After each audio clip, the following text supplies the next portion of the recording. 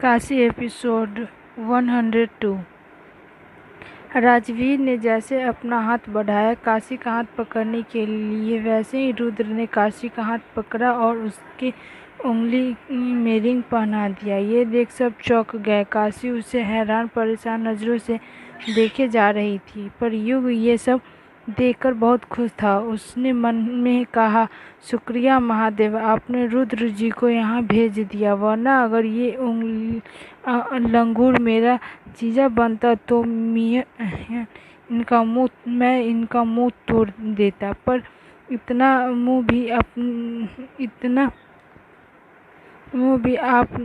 मुंह भी आपने बचा लिया। अब देखते हैं यह आगे क्या होता है। ये कहते हुए वो देखने लगा। सब रुद्र की तरफ देख रहे थे। काशी उसे हैरान परेशान नज़रों से देखते हुए उसके सामने खड़ी हो गई थी। रुद्र ने उसे देखते हुए कहा, सगाई संपन्न हुई तो राजवीर जी आप जा सकते हैं। उसके ये कहते ही राजवीर को गुस्सा आ गया। उसने उसे देखते हुए कहा, मिस्टर, शायद आपको पता नहीं कि जिसे आपने रिंग पहनाई है वो हमारी होने वाली मंगेतर थी। पर इस पर वह खड़ा विजय ने कहा, रुद्र, ये क्या हरकत है? आपको पता है आपने क्या किया? इस पर इस तरह आकर काशी को अंगूठी पहना देना, इसका क्या मतलब है? रुद्र ने इस बार अभय की तरफ देखते हुए कहा, इसका ये मतलब है कि मैं अपनी पत्नी माधवगढ़ कुंवर रानी सा को कैसे किसी और का होता देख सकता हूँ।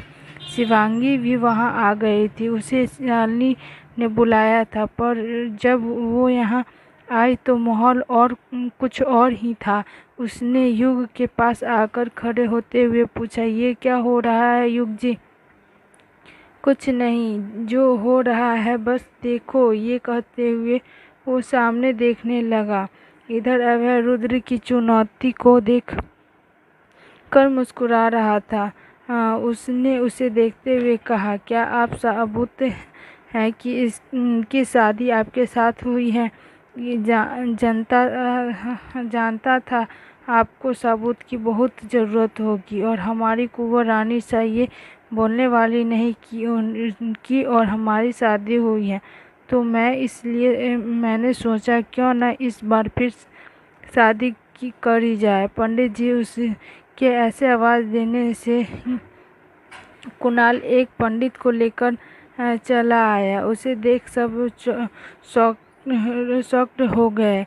राजवीर ने ये देखते हुए कहा, मैं ऐसा कुछ नहीं होने दूंगा। ये कहते हुए वो जैसे काशी की तरफ बढ़ा, वैसे रुद्र के आदमियों ने पूरा महल अंदर आकर घेर लिया और राजवीर के सर पर 3-4 लोगों ने बंदूक तान के खड़े हो गए। राजवीर साहब, जरा संभल के, ये हमारी कुंवर रानी सा है, इन्हें छूने की हिम्मत भी मत करना, वरना जिस हाथ को आप इनकी तरफ बढ़ा रहे थे उसे हम आपके शरीर से अलग कर देंगे। और यहाँ मैंने आज अपनी मोहब्बत, अपने प्यार को लेने आया हूँ। ये कहते हुए वो अभय की तरफ मुड़ा और उससे बोला, वैसे आपको तो कोई प्रॉब्लम नहीं होनी चाहिए ससुर जी, क्योंकि आपको तो पता था और मैंने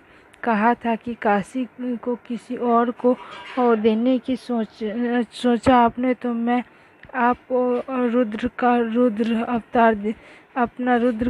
अवतार दिखाऊंगा। आपने सोचा कि ऐसे ही बोल रहा था, पर नहीं, चलिए शादी देखे। ये कहते हुए वो काशी का हाथ पकड़ उसे मंदिर की तरफ ले जाने लगा। काशी उससे अपना हाथ छुड़ाने की कोशिश कर रही थी, पर रुद्र के हाथ से अपनी कलाई को वो आज़ाद नहीं कर पा रही थी। चंदो, राणा और शालिनी ये देखकर आगे बढ़ रहे थे, तो युग उसके पास आकर बोला, आप कहाँ चले? जब अंकल कुछ नहीं कह रहे थे तो आप सब में खोजली हो रही है। अरे जो हो रहा है होने दो। वैसे भी आंटी आपको तो खुश होना चाहिए कि दीदी आपकी बहू बनेगी और रुद्र जी फिर से आप अपनी ज़िंदगी में किसी को ला रहे हैं। शांति से देखें, अब खड़े रहें आप सब। उसकी बात पर शालिनी और चंदो तो आराम से खड़े हो गए, पर राणा ने अभय को देखते हुए कहा, हुकुम साहब आप खामोश क्यों हैं? और विजय जी आपने अपने बेटे को रोकिए, पागलपन कर रहा है वो। विजय ने उसे देखकर कहा, अब तो वो जो है यही है, तो देखे ऐसे राणा जी, क्योंकि मैं अपने बेटे की मोहब्बत को उससे दूर तो नहीं कर सकता। उसकी बात पर राणा ने गुस्सा से कहा, आप नहीं रोकना चाहते तो मैं खुद ही रोक देता हूँ। ये कहते हुए वो आगे बढ़ा तो कुछ लोग ने आकर चंदो के सर पर गन तानते हुए कहा, राणा साहब वही रुक जाए, वरना चंदो जी बच नहीं पाएंगी। ये सुनते ही राणा के कदम वहीं रुक गए। अब वो शांत भाव से सब देख रहा था। रुद्र काशी को मंदिर में ले गया और पंडित जी से मंत्र पढ़ने को कहा। उसके कहने पर पंडित जी ने मंत्र पढ़ना शुरू किया। रुद्र ने वहाँ रखी माता की लाल चुनरी को उसके सर पे रखा और तो काशी ने उसे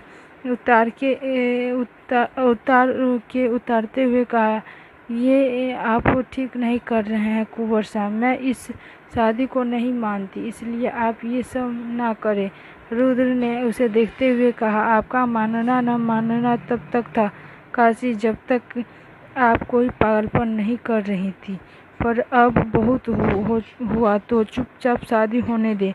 उसने ये कहते हुए वापस चुनरी उसके सर पर डाल दिया और उसे अपनी गोद में उठा लिया और हवन कुंड में जल रही अग्नि के सामने लेकर घूमते हुए बोला, पहला वचन मैं आपका साथ नहीं छोड़ूंगा, दूसरा वचन आप तक किसी मुसीबत को नहीं आने देंगे, पर अगर हमसे दूर जाने की सोचा तो हम उसी ज़िंदगी में बहुत सारी मुसीबत खुद कर देंगे। ये कहते हुए वो उनसे 7 फेरे लिए और काशी को अपनी गोद से नीचे उतारा और माता की चरणों से सिंदूर उठा के उसके मांग में भरा और अपने साथ लाया हुआ मंगलसूत्र उसे पहनाते हुए बोला, अब से आप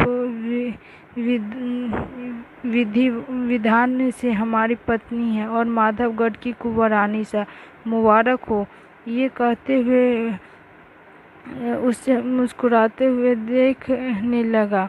तभी ताली बजाते हुए अभय ने कहा, वाह माधवगढ़ के शेर, आप तो राजस्थान के शेर के सामने बड़े दबंग तरीके से खड़े हो गए और यहाँ तक आप अपना किया वादा निभा दिया।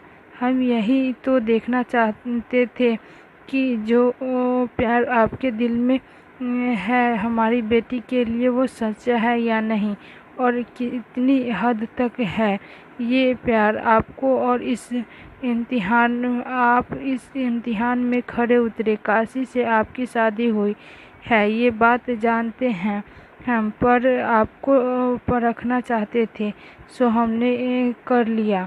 उसकी बात सुन काशी को बहुत गुस्सा आया और उसने अपनी चुनरी उतार कर फेंकते हुए कहा, आप दोनों ने समझा क्या है? मैं माँ नहीं हूँ। पापा जो ऐसी शादी को अपना ले और उसके दिए मजबूरी के बंधन को मुझे लगा आप शायद खामोश किसी और बात के लिए हैं, पर आप तो खुद इन सब में थे। बस बहुत हो गया आप सबका ये खेल। मैं इस रिश्ते को ना मानती हूँ न इसे मंजूरी देती हूँ। आप लोग को जो करना है कर ले। ये कहते हुए वो गुस्से में बाहर जाने लगी तो कुणाल ने उसे रोकना चाहा, पर काशी ने उसे गुस्से भरी नज़रों से देखा तो वो हट गया। काशी बाहर निकल के गाड़ी में लेकर वहाँ से निकल गई। अभय ने काशी के आदमियों को भेजा। उसके जाते ही राजवीर ने कहा, आपने सब कुछ जानकर भी हमें यहाँ बेइज्जत होने के लिए बुलाया था। ये आपने अच्छा नहीं किया हुकुम साहब। मैं इस बेइज्जती को भूलूंगा नहीं। आप चाहे जो कर ले, सॉरी इसके लिए, पर मेरे पास और कोई चारा नहीं था ये देखने की कुंवर शाह और काशी का रिश्ता क्या है और कैसे है। इसलिए मुझे ये सब करना पड़ा। अभय की बात पर श्याम जी ने कहा, बहुत बड़ा धोखा किया आपने हमारे साथ हुकुम साहब। इसे हमें भूलने वाले नहीं हैं और ना आपको भूलने देंगे। राजवीर ने भी अभय से को घूरते हुए कहा, और हाँ, जिसे एक बार मैंने देख लिया और जिसे मेरी नज़र ने पसंद कर लिया, उसे मैं कभी नहीं छोड़ता। और तो अब काशी को मैं छोड़ दूँ, ये भूल जाओ। ये बोल वो अपने पापा के साथ वहाँ से निकल गया। अभय ने उसके जाने के बाद कहा, इन्हें बाद में देखेंगे, पहले काशी को देख के। वो गुस्से में गई है। अभय रुद्र के साथ जाने लगा तो चंदू ने उसे रोकते हुए कहा, पहले ये बताते हुए आप हुकुम साहब की ये सब हो क्या रहा है। ये शादी, कुंवर शाह, ये सब करना मुझे कुछ समझ नहीं आया। रुद्र ने चंदू को देखते हुए कहा, मैं आपको सब बताता हूँ। ये बोल उसने उसे सारी बात बताई और जो कुछ भी हुआ था। चंदू ने ये सब सुनकर उससे कहा, आप लोग ने ये बहुत गलत किया। उसे मनाना था तो वक्त देते, इस तरह से आपने उसे गुस्से को बढ़ा दिया है। कुंवर शाह और आप हुकुम शाह कभी तो एक पिता की तरह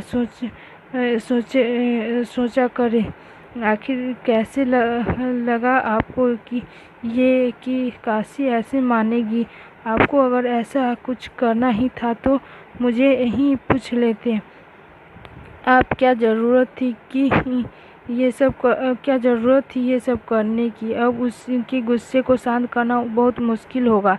जाइए देखिए कहीं वो गुस्से में कुछ गलत ना कर दे। उसकी बात सुन अभय रुद्र जाने लगा तो राणा और विजय ने कहा, हम भी चलते हैं। नहीं, आप यहीं रहे, हम उसे लेकर आते हैं। ये बोल दोनों चले गए और इधर काशी गुस्से में गाड़ी चलाए जा रही थी। उसके सामने वो सब आ रहा था जो आज हुआ। उसने गुस्से में खुद से कहा, आप लोग को क्या लगा जो चाहेंगे वो होगा, जैसे चाहेंगे मेरे साथ वो करेंगे। माँ ने अपनाया होगा ऐसी शादी को, पर मैं नहीं अपनाती। मैं उनकी तरह महान नहीं हूँ। जो चीज़ मेरा नहीं मैं उसे क्यों लूँ। और इन लोगों को किसने हक दिया कि वो सब ऐसे मुझ पर अधिकार जताए। नहीं करना मुझे कुंवर शादी। ये बात उन्हें नहीं समझ आती, पर नहीं, उन्हें तो बस अपनी मनमानी करनी है। और पापा, उन्होंने भी उनका साथ दिया। मैं इन दोनों को कभी माफ़ नहीं करूँगी। वो पाने धुन में गाड़ी चलाते हुए बहुत दूर आ गई थी। उसे अपने गुस्से में पता नहीं चला कि वो कहाँ आ गई थी। तभी उसके गाड़ी के सामने एक ट्रक आया और उसका बैलेंस बिगड़ा और वो जाकर एक पेड़ से टकरा गई। काशी का सर स्टीयरिंग से लग गया और वो बेहोश हो गई। लोग ने वो जब देखा तो कार का एक्सीडेंट हो गया था, तो वो आकर देखने लगे। तभी एक औरत ने भीड़ को हटाते हुए कहा, क्या हुआ यहाँ। ये कहते हुए वो गाड़ी के पास आई। उसने देखा कि काशी अंदर है और वो बेहोश है। उसने किसी तरह दरवाज़ा खोला और उसका और उसका चेहरा देखा तो शॉकेड हो गई। तभी वहीं पर अभय के आदमी भी पहुंच गया। उन्होंने जब उस औरत को देखा तो और एक तरफ काशी को, तो वो भी चौंक गए, क्योंकि वो औरत और कोई नहीं बल्कि गायत्री ही थी। अभय के एक आदमी ने कहा, राजकुमारी को कुछ हुआ तो नहीं? गायत्री ने उसे देखते हुए कहा, नहीं, बस बेहोश हैं। आप एक काम करें, इन्हें मेरे साथ ले चलिए। मेरा घर यहीं बगल में है, आइए जल्दी करिए। उसके ये कहने पर कुछ आदमियों ने मिलकर काशी को बाहर निकाला और उसे गायत्री के साथ ले जाने लगे। गायत्री अपनी गाड़ी के पास आकर सामने खड़ी सिया से बोली, जो इस वक्त काशी को देखकर हैरान थी। सिया गाड़ी का डोर खोल उसके कहने पर सिया वैसे ही खड़ी दिखती रही। तो गायत्री ने फिर उसे एक बार कहा, उसके पास आकर कहा, सिया कहाँ हो? गाड़ी की डोर खोलो। उसके इस बार कहने पर सिया ने जल्दी से डोर खोला।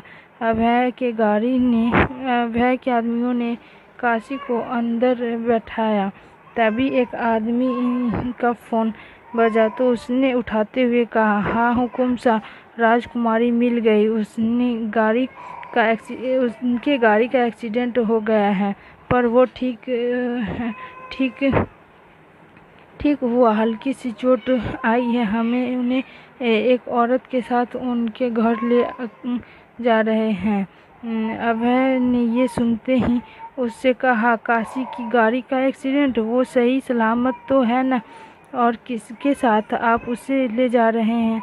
बात कराइए हमारी। उसके कहने पर उस आदमी ने फोन गायत्री को दे दिया।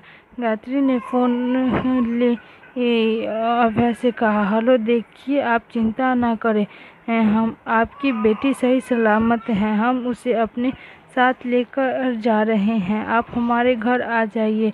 सोहनपुर अभय उसकी आवाज़ सुन पहचान गया कि वो गायत्री है। गायत्री ने बिना सुना फ़ोन वापस आदमी को दे दिया और गाड़ी में बैठ काशी को घर लेकर निकल गई।